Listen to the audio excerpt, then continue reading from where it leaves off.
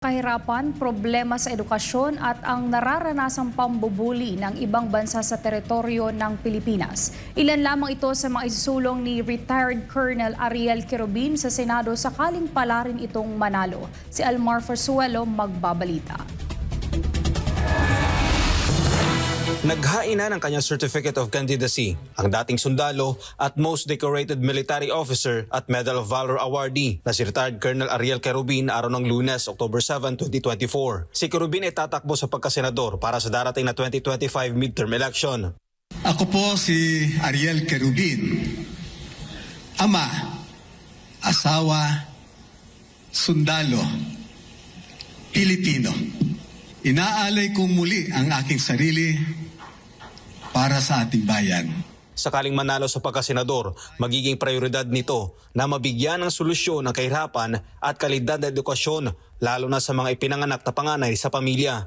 Gusto sana na matupad yung aking pangarap na mapalaya ang lahat sa gutom at kahirapan. Pangalawa,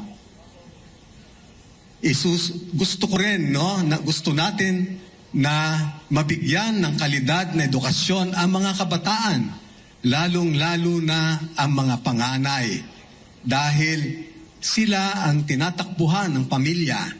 Pangatlo nitong isusulong sa Senado ang protektahan ang ating teritoryo na kung saan nakakaranas ang Pilipinas ng pambubuli mula sa ibang bansa. Bilang isang retiradong Marines, hindi natin kaya na nakaupo, nanonood na lang tayo habang paulit-ulit nila tayong inaapi sa West Philippine Sea. Hindi ito ang unang pagkakataon na tumako para sa Senado ang dating Marines. Ngayon ay umaasa itong bibigyan siya ng mga Pilipino ng pagkakataon na patunayan ang kalidad ng kanyang serbisyo. Para sa Diyos sa Pilipinas, Pumahal Almar Forzuelo, SMNI News.